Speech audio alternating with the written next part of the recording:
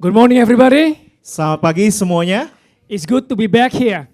Sangat senang bisa kembali di tempat ini. I think I came to the Bukit about 8 years ago. Ya, saya kira saya terakhir datang di Sitri Bukit 8 tahun yang lalu. And surprise, next week you will celebrate your 8 years of anniversary. Ya, sangat mengejutkan bahwa ternyata minggu depan kita akan merayakan ulang tahun yang ke-8. And you know what? City the Bukit is alive. Yes. Ya, bahwa Sitri Bukit adalah bagian dari kehidupan kita. Amen. Amen. So I'm so happy to be here. Saya sangat senang berada di tempat ini. And some of you do not know me.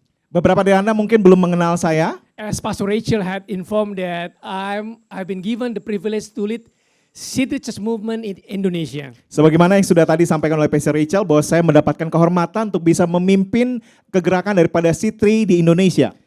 City Movement is led by Pastor Phil Fringle globally. Ya, secara global Sitri Movement atau kegerakan Sitri ini dipimpin oleh Pastor Phil. And we existed in 15 regional in the world.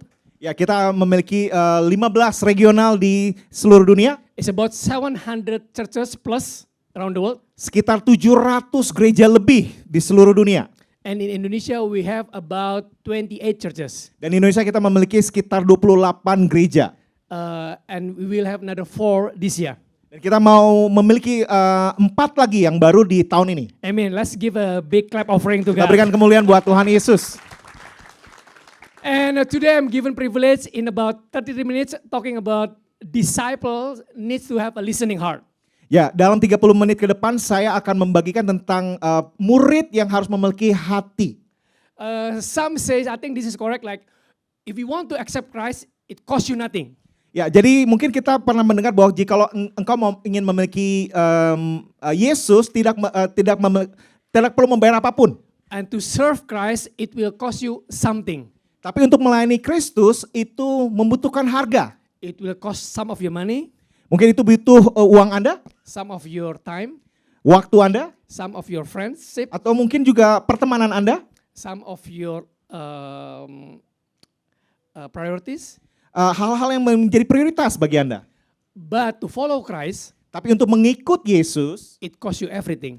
itu perlu bayar segalanya. Now, disciples are followers of Christ. Jadi murid adalah pengikut daripada Yesus. In Citri, we are not interested just converting people just to believe. Jadi di Sitri ini kita tidak hanya cuman memberitakan dan supaya orang jadi percaya. We want to disciple people. Kita ingin memuridkan orang-orang. Because Jesus' commandment before he was erected to heaven, Sebelum Yesus berangkat naik ke surga, dia sudah memerintahkan. go and preach the gospel and make disciple of all nations. Pergi dan beritakan Injil dan menjadikan semua bangsa murid. So making disciples is a price tag, is no deviation from that.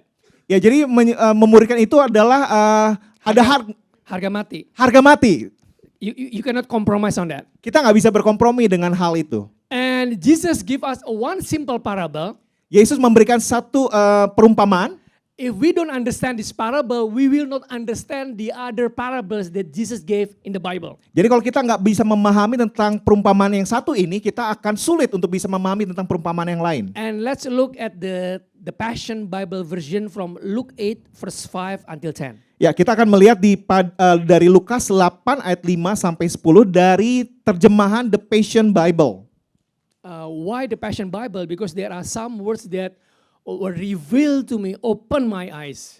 Jadi kenapa The Passion Bible terjemah dalam The Passion Bible? Karena ada beberapa kata yang membuka mata saya di situ. I like to read Bibles in many different versions. Saya terbiasa untuk membaca Alkitab dalam berbagai macam terjemahan. First is New King James Version, and then Amplified, and then the Good News and other translation. Ya, ada beberapa versi Inggris, King James, Good News dan lain sebagainya. But let's look at from the Passion Bible version from Luke 8 verse 5 about these parables of the seed.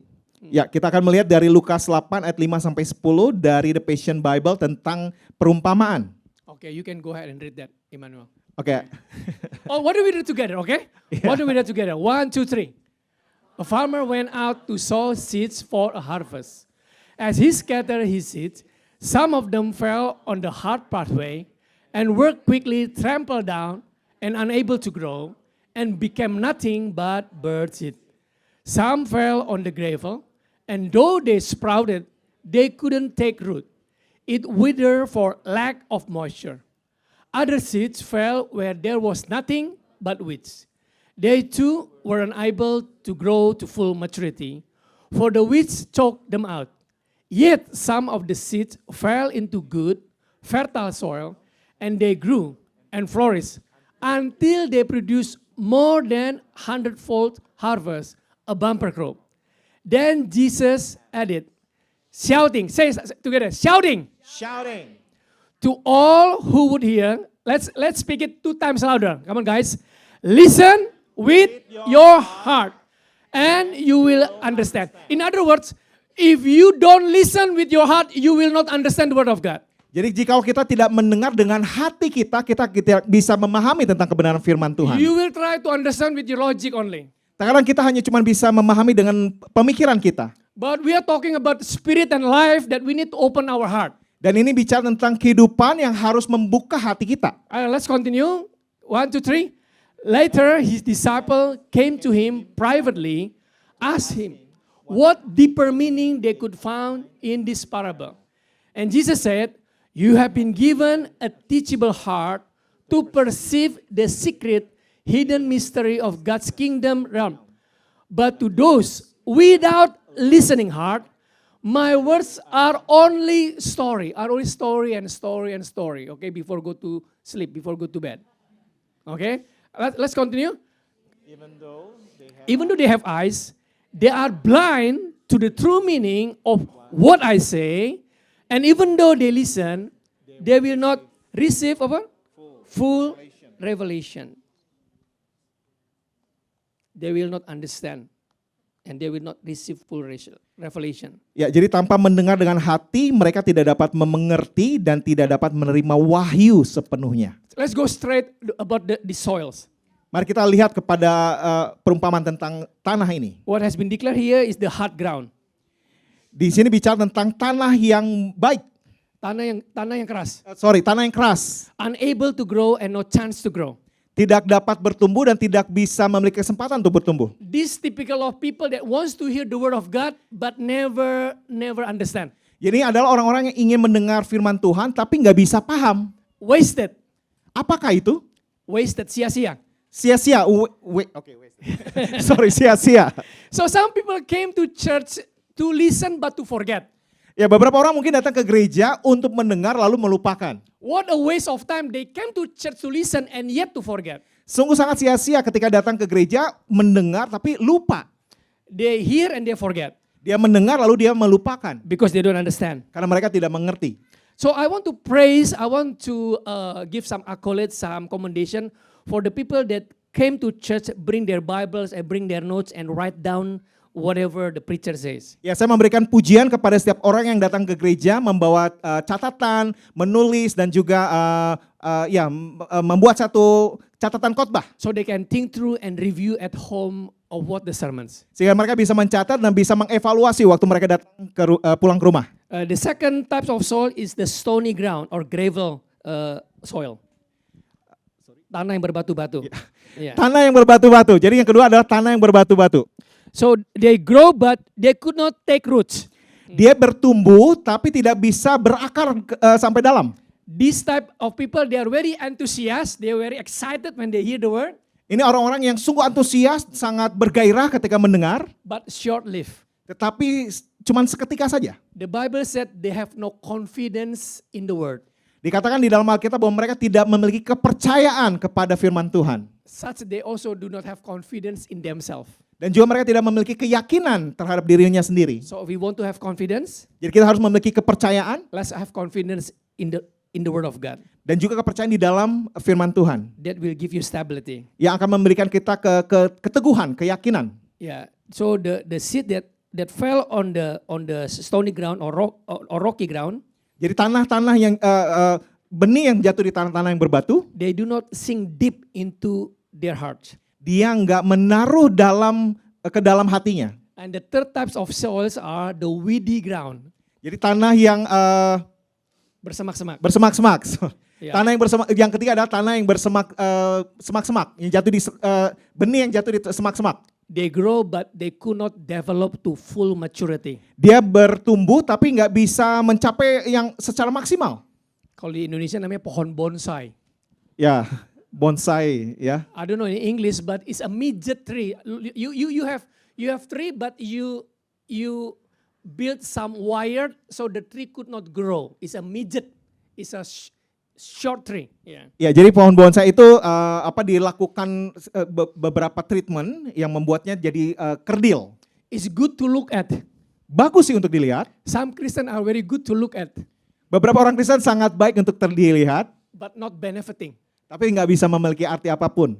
It's only religious things. Hanya sekedar menjalankan keagamawian. Because of their grandparents, their opungs are Christian, their parents are Christian, and they also become Christian. Ya, mereka menjadi Kristen karena dari orang tua, dari kakek nenek, sehingga akhirnya mereka jadi Kristen.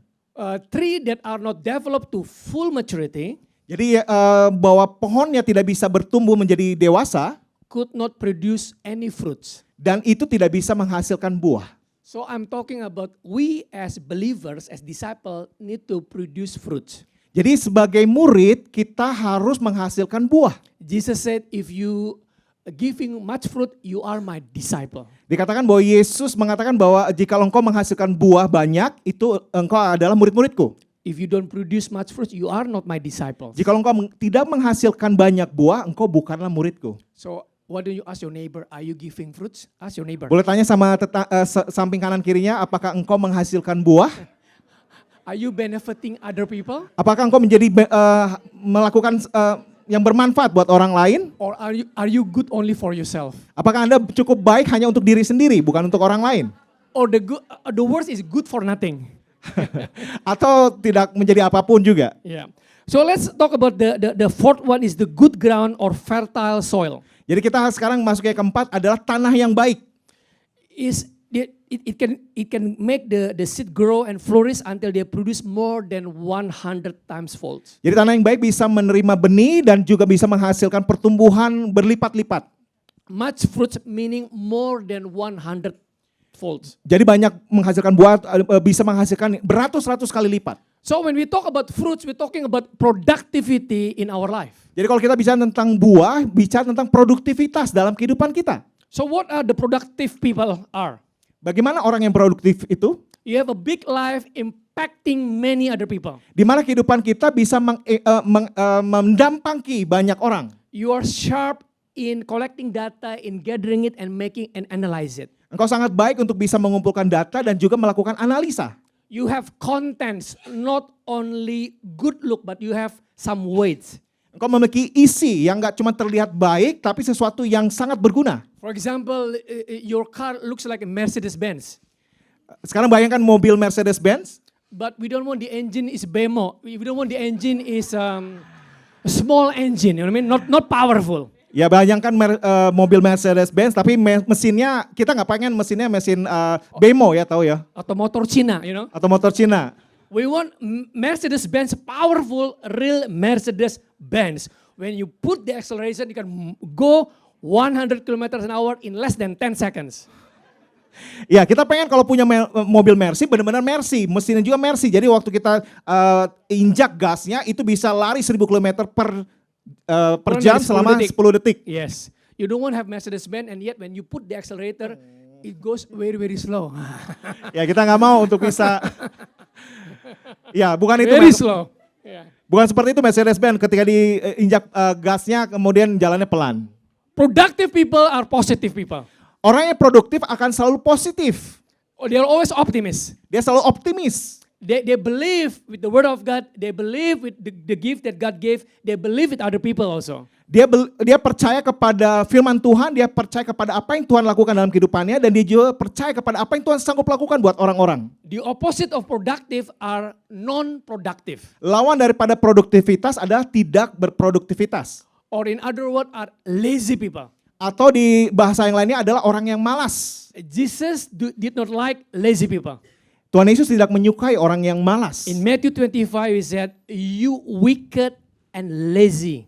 Dikatakan di dalam Matius 25 bahwa kok orang yang malas dan jahat. So the twin brother of lazy are wicked. Jadi Orang yang malas itu nggak jauh-jauh. nggak jauh beda, jahat. 11 lah ya, Yeah. sama orang yang jahat. So what do you mean by lazy? Lazy people are people that always give excuses. Apa nih maksud dengan malas?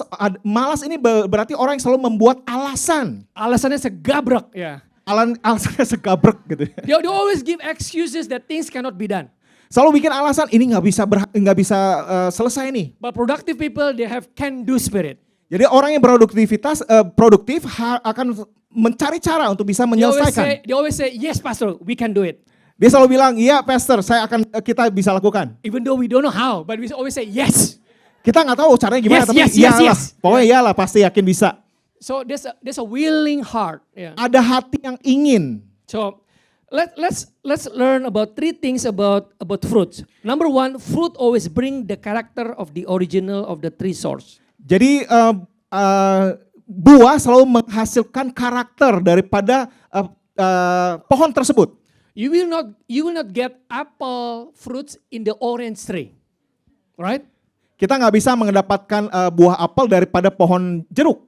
If you go to the orange tree, you will always get orange fruits. Kalau kita misalnya pergi ke pohon jeruk, pasti akan mendapatkan buah jeruk. This is impossible. If you go to the apple tree and you want to get the orange fruit, it's impossible. Dan juga hal yang mustahil ketika kita pergi ke pohon apel terus dapatnya buah jeruk. In other words, you will always reflect or mirroring the characters of the source. Jadi dengan secara sederhananya kita akan merefleksikan apa yang menjadi sumber. When you produce more fruits in your life, you will become more like Jesus.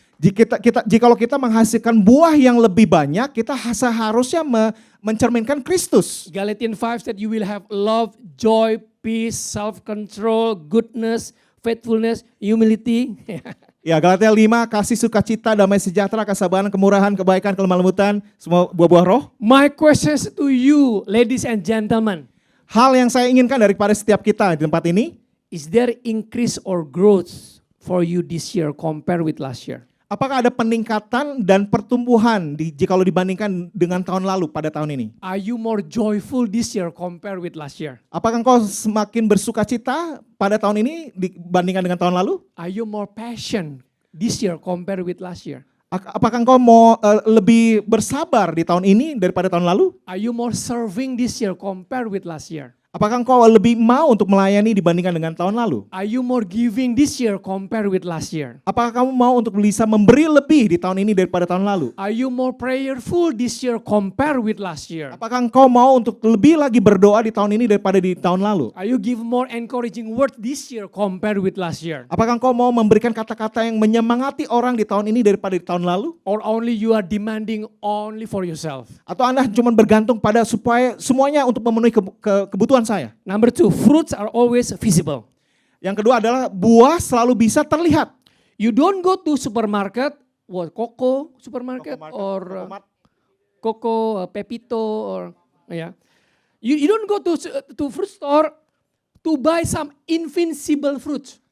Ya, jikalau kita pergi ke supermarket gitu kan kita tidak bisa membeli buah yang tidak terlihat. Is there anybody here go to Pepito or go to fruits market?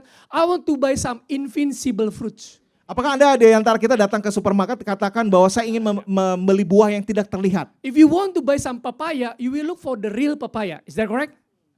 Jikalau Anda mau membeli pepaya, Anda harus lihat secara fisiknya pepaya itu.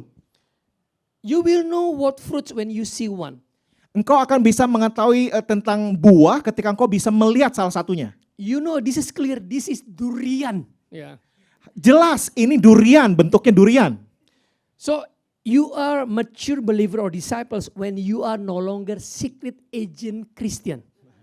Jadi Anda akan bertumbuh menjadi seorang Kristen yang rohani ketika Anda tidak lagi menjadi agen rahasia, tidak terlihat, invisible. Because there are some secret agent Christian that only come or only appear, I don't know, they're like zombie, they come up, during Christmas, yeah. During Christmas or Easter, they're looking for coklat, yeah, choklato, yeah, or Cokolato. yeah, I don't know. Here, what, or anniversary? Hopefully not, yeah. But you only spring up. You only comes to church during special season only. Ya, jadi jangan menjadi seorang Kristen agen rahasia, orang Kristen gitu ya, Kristen agen rahasia yang akan muncul ketika datangnya pada hari Natal dan juga Paskah untuk mendapatkan sesuatu. Your commitment to Christ is visible, Jadi komitmen kita kepada Kristus harus terlihat, not hiding because of your love toward Christ. tidak menyembunyikan kasih kita kepada Kristus. When I was in college, when I was studying in Canada, by background I graduated as an industrial engineer when I studied in Canada. Ya, ketika saya studi di Kanada sebagai teknik mesin, Yeah, I was a little bit having a shy cat attitude. Malu-malu kucing. oh, shy cat, no what lah ya. Ya kalau diterjemahkan kan malu-malu kucing ya, shy cat. I don't think you have that in Brazil, shy cat, okay? Ya, jadi waktu itu Pastor Joshua itu malu-malu kucing gitu ya. So I don't want my faith in Christ to be visible. I don't want that. Jadi dia nggak mau supaya nggak mau orang bisa melihat imannya dia. You know, because I'm still young, I still have full hair at that time. Yeah. Pada waktu itu saya masih muda dan rambut saya masih penuh. I want to attract some pretty girls, you know. Masih bisa untuk bisa menarik perhatian dari wanita. Cawe-cawe gitu, okay. And I don't want to declare that I'm a Christian because I'm limiting myself, you know, for some girls, ya. You know what I mean? Yeah. Iya. You know what I mean? Yeah. I'm available to everybody. Yeah. You know what I mean? Jadi dia membatasi diri dengan orang lain karena dia hanya cukup Ya persendiri aja, orang lain gak usah tahu gitu lah. Yeah. Oke, poin intinya dia nggak, Pastor Joshua nggak mau orang tahu tentang imannya dia. So when I pray, I bring my lunch ya. I bring my lunch, you know, I bring my carrot, my bagel, you know, my lunch box, ya. So when I went to cafeteria, I don't want people to know and to notice that I'm a Christian. I don't want that. Jadi ketika waktu istirahat saya pergi ke kafetaria dan saya waktu mau makan siang saya tidak mau sampai orang tahu tentang iman saya. So what normally do if we are disciple of Christ or follower of Christ? What we do before we eat our meals? Pray, right? Yeah. Tapi you know when I pray, I don't want to be viewed as a Christian. So my way of praying is like this. So this is how I pray.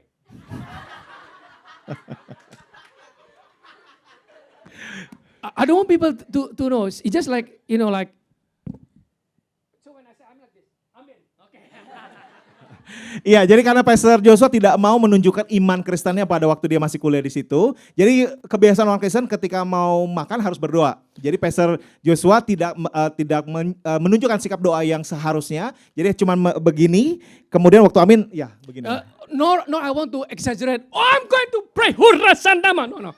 Ataupun nggak yang like ya nggak mau menunjukkan satu hal yang seperti terlalu karismatik gitu. Yeah. So the number 3, fruits are beneficial. Hal yang 3, buah akan selalu bermanfaat.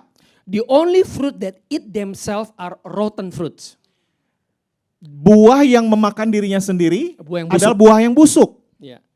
If the fruit eating themselves, they are rotten fruits. Jadi kalau buah memakan dirinya sendiri akan menjadi busuk. Hey, listen people, fruits are designed for other people to eat them. Jadi buah didesain untuk orang lain bisa menikmatinya. My question to you ladies and gentlemen this morning. Pertanyaan saya bagi Anda semua di tempat ini. Who is taking a bite in your life?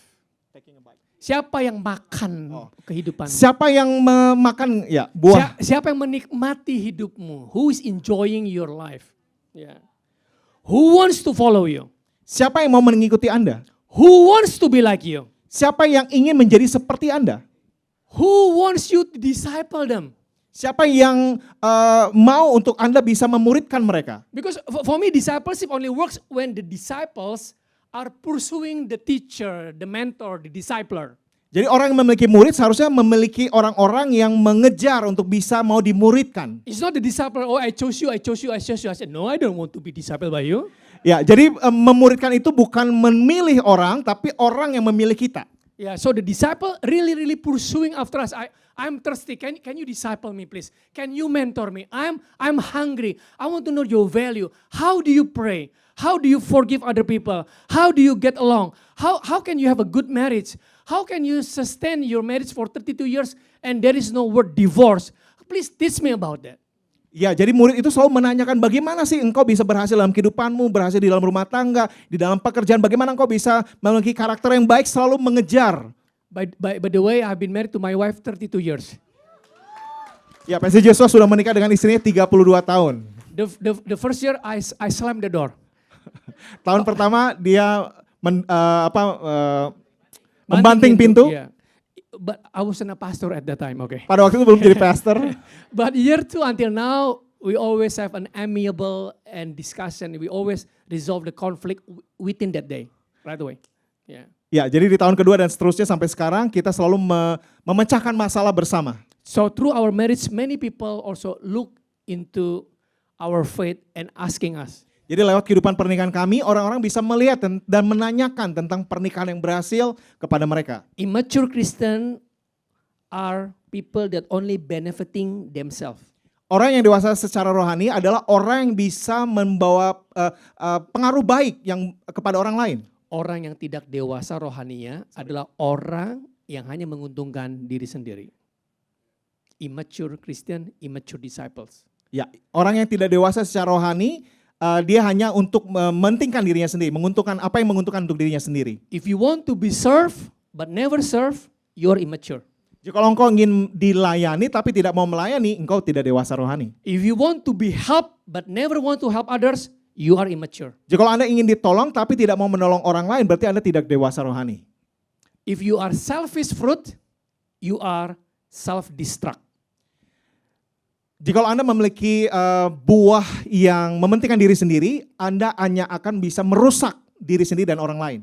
So if the seed is not working, means the soil need to be cultivated. If the seed is not growing, yeah. Jadi kalau benihnya tidak bertumbuh, ya, artinya tanahnya harus digarap. Tanahnya harus digarap, digemburkan. You know God's word contains DNA and the life of God.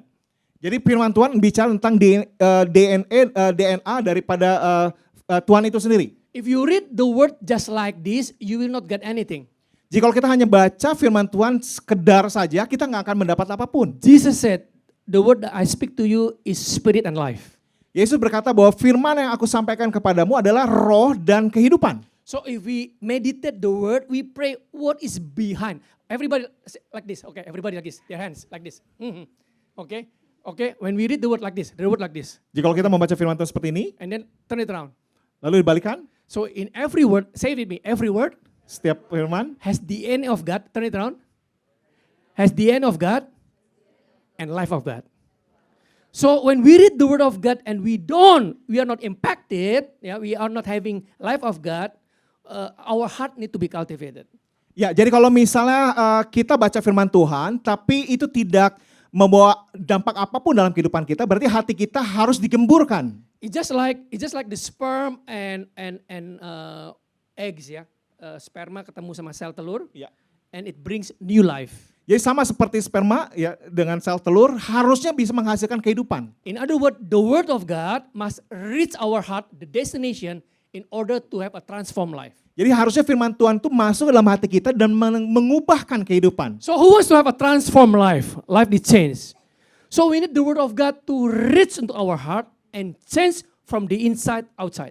Ya, jadi kita harus mengizinkan firman Tuhan masuk ke dalam hati kita dan mengubahkan hati kita dan bisa tampak keluar. How many of you like to go to see movie and eat popcorn?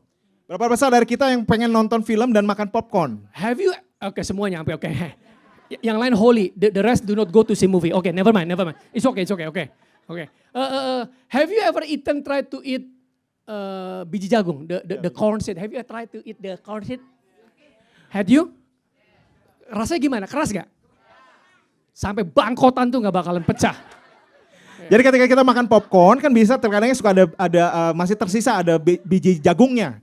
Kalau kita paksakan gigit pasti nggak akan bisa. But the corn seed, the popcorn seed are put in the paper, put it into microwave ya.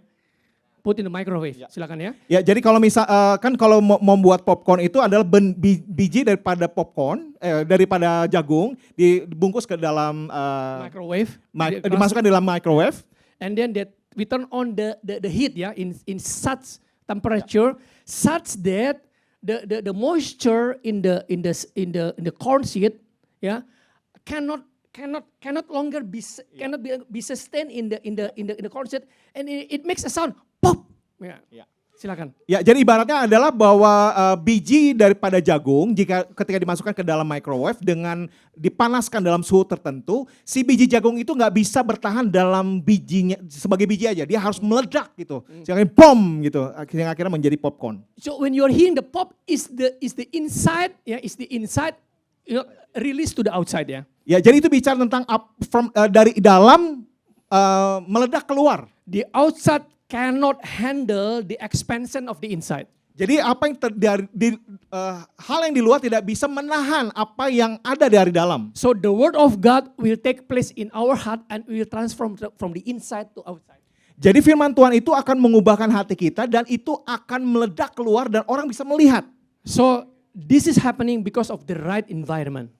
Ini bisa terjadi karena pemahaman yang benar. Karena lingkungan yang benar. Yes. So I would like to close with this ending in James 1 verse 20 and 21. Ya, saya akan menutup di dalam Yakobus 1 ayat 21. For human anger doesn't produce the righteousness that God desires. Therefore, rid of self of everything impure and every expression of wickedness, and with a gentle spirit welcome the word planted in you that can save your souls. Yeah. You must understand this, dear brothers. Everyone should be quick to listen, slow to speak, and slow to get angry. Sudah ada? Tidak ada? There you go. Okay, sorry. Hai saudara-saudara yang kukasihi, ingatlah hal ini, setiap orang hendaklah cepat untuk mendengar, tetapi lambat untuk berkata-kata, dan juga lambat untuk marah. Sebab amarah manusia tidak mengerjakan kebenaran di hadapan Allah.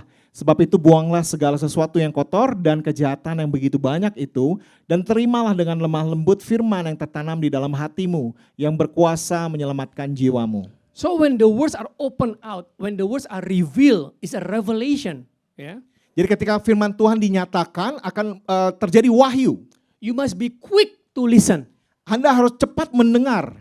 To the point of the view of God. Kepada inti daripada firman Tuhan tersebut. And you need to slow to speak of your view.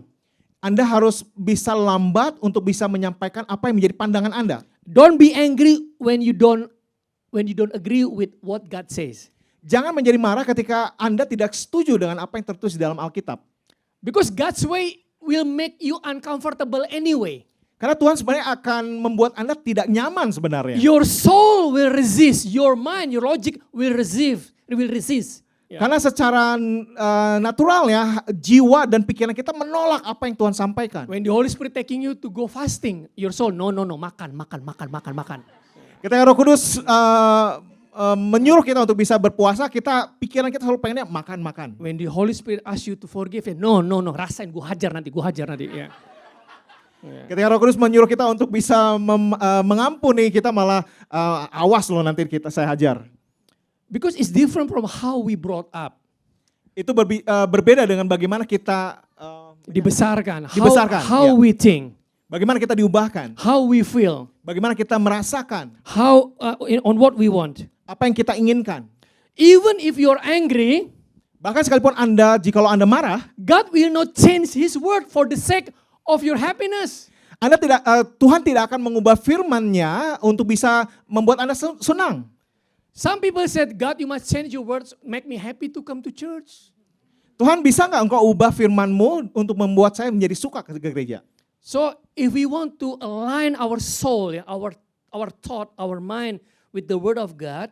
Jadi kalau kita ingin bisa selaras dengan pikiran dan hati kita dengan firman Tuhan, the word of God can take place in our heart. Firman Tuhan harus mengambil tempat di hati kita. We need to get rid of everything impure and all the expression of wickedness, as James 1:21 says. Kita harus menghilangkan segala hal yang merintangi kita untuk bisa hidup di dalam firman-Nya. Never mind if you're 60, 70 years old, bangkotan juga. But if you never open your heart, you never humble yourself and always resist with what you think, the word of God cannot take place in your heart. Jadi gak peduli Anda berumur 60 tahun kah, 70 tahun, kalau Anda tidak mau membuka hati Anda dan menerima firman Tuhan untuk mengubahkan kehidupan, Anda tidak akan kemana-mana. Let's with humility this morning. Mari kita datang dengan kerendahan hati pagi hari ini. Open up our heart. Membuka hati kita. And says, Holy Spirit come and touch me. And katakan Roh Kudus datang dan jamah saya. I want to get rid of all the wickedness. Saya mau tinggalkan segala kelemahan itu. You cannot say just, you cannot say just, I just believe in Jesus. You cannot say that. Kita tidak bisa hanya cuma bilang saya percaya kepada Yesus. God loves you too much, so He gave His Son Jesus, so we can be saved. Karena begitu besar kasih Allah kepada kita sehingga Dia memberikan anak yang tunggal supaya kita bisa diselamatkan. But He will not leave you just like this. Tapi Dia tidak mau kita hidup hanya sekedar begini aja. He wants to transform us from glory to glory. Dia mau mengubahkan kita dari kemuliaan kepada kemuliaan. From maturity to maturity. Kepada kedewasaan, menuju kedewasaan yang From lainnya. 30 times to 60 times. Pada beberapa kali lipat dari setiap waktu. To 100 times fold. Pada berkali-kali lipat ratusan buah yang akan dihasilkan.